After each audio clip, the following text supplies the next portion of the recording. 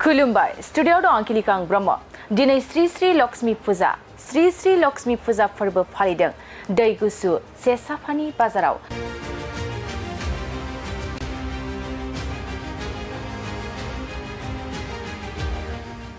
क'क्राझार जिल्ला बतझर महकुमानि सिङाव थानाय दै गुसु सेसाफानि बाजाराव सानथामनि हाबाफारिजों श्री श्री लक्ष्मी फुजा फोरबोखौ कमिटिनि आफादगिरि मोगथां स्वर्गयारि आरो नेहाथारि जोंखां ब्रह्ममोननि दैदेननायाव गाजा गोमजायै खुंफुंनो लानाय हाबाफारिखौ नुनो मोननाय जादों।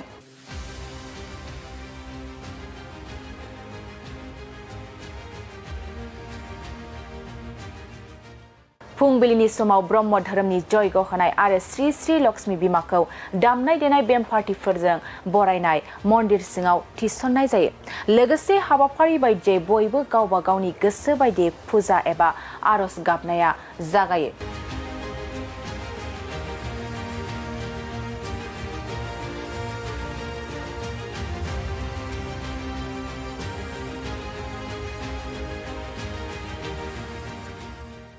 जोबोद समायना रमायना बर' हारिमुनि गाननाय जोमनायजों श्री श्री लक्ष्मी बिमाया थारैनो बर'नि आंगो बिमा होनना फोथायनाय लाना गोबां बर' समाजनि गोबां बायदि धोरोमाव थानाय सुबुंफ्राबो नुजाथिफैना सिबिनायखौ नुनो मोननाय जादों।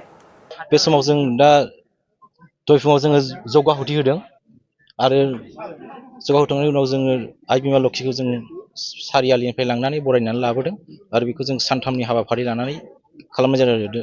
दिनैहाय 17, 16, 17, 18 सानथामनि हाबाफारि लानानै जों बे आइ बिमा लोक्षिखौ फुजिगोन आरो बेसेबां खेब जाखो नोंथांमोना बे फोरबोआ 2005 मायथाइनिफ्राय जों फालिगासिनो दं। बै समाव जोंनावहाय मन्दिर गैयामोन, जौगाहुथि होनानै होबाय थादोंमोन। बे समाव जोङो मन्दिर थाखांनायनि उनाव जों दा मन्दिराव मुर्ति बिमाखौ लानानै फुजा होबाय थादों आरो सावथुनफोर देखायनाय जागोन नामा नोंथांमोना?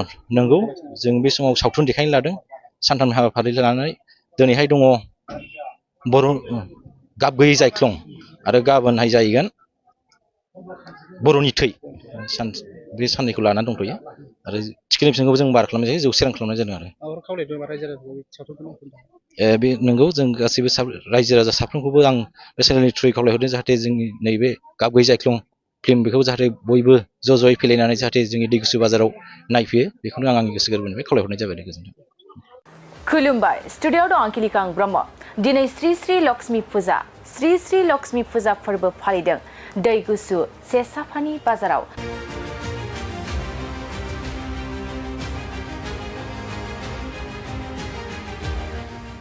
क'क्राझार जिल्ला बतझर महकुमानि सिङाव थानाय दै गुसु सेसाफानि बाजाराव सानथामनि हाबाफारिजों श्री श्री लक्ष्मी फुजा फोरबोखौ कमिटिनि आफादगिरि मोगथां स्वर्गयारि आरो नेहाथारि जोंखां ब्रह्ममोननि दैदेननायाव गाजा गोमजायै खुंफुंनो लानाय हाबाफारिखौ नुनो मोननाय जादों।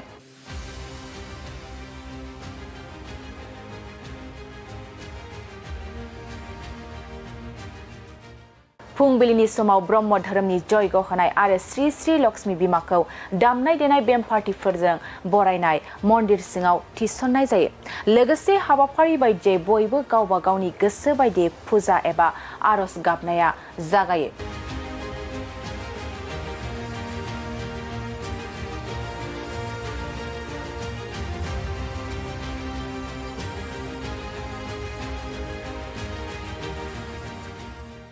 जोबोद समायना रमायना बर' हारिमुनि गाननाय जोमनायजों श्री श्री लक्ष्मी बिमाया थारैनो बर'नि आंगो बिमा होनना फोथायनाय लाना गोबां बर' समाजनि गोबां बायदि धोरोमाव थानाय सुबुंफ्राबो नुजाथिफैना सिबिनायखौ नुनो मोननाय जादों। बे समाव जों दा दय फुङाव जोङो जौगाहुथि होदों आरो जौगाहोखांनायनि उनाव जोङो आइ बिमा लोक्षिखौ जों सारियालिनिफ्राय लांनानै बरायनानै लाबोदों आरो बेखौ जों सानथामनि हाबाफारि लानानै खालामनाय जादों। दिनैहाय 17, 16, 17, 18 सानथामनि हाबाफारि लानानै जों बे आइ बिमा लोक्षिखौ फुजिगोन आरो बेसेबां खेब जाखो नोंथांमोना बे फोरबोआ 2005 मायथाइनिफ्राय जों फालिगासिनो दं। बै समाव जोंनावहाय मन्दिर गैयामोन, जौगाहुथि होनानै होबाय थादोंमोन। बे समाव जोङो मन्दिर थाखांनायनि उनाव जों दा मन्दिराव मुर्ति बिमाखौ लानानै फुजा होबाय थादों आरो सावथुनफोर देखायनाय जागोन नामा नोंथांमोना? नंगौ, जों बे समाव सावथुन देखायनो लादों सानथामनि हाबाफारि लानानै। दिनैहाय दङ बर' गाब गैयै जायख्लं आरो गाबोनहाय जाहैगोन बर'नि थै बे साननैखौ लानानै दंथ'यो आरो थिखिनि बिथिंखौबो जों बार खालामनाय जायो, जौसे रां खालामनाय जादों आरो बे नंगौ जों गासैबो रायजो राजा साफ्रोमखौबो आं बे चेनेलनि थ्रुयै खावलायहरदों जाहाथे जोंनि नैबे गाब गैयै जायख्लं फिल्म बेखौ जाहाथे बयबो ज' ज'यै फैलायनानै जाहाथे जोंनि दै गुसु बाजाराव नायफैयो बेखौनो आं आंनि गोसो गोरबोनिफ्राय खावलायहरनाय जाबाय। गोजोन्थों।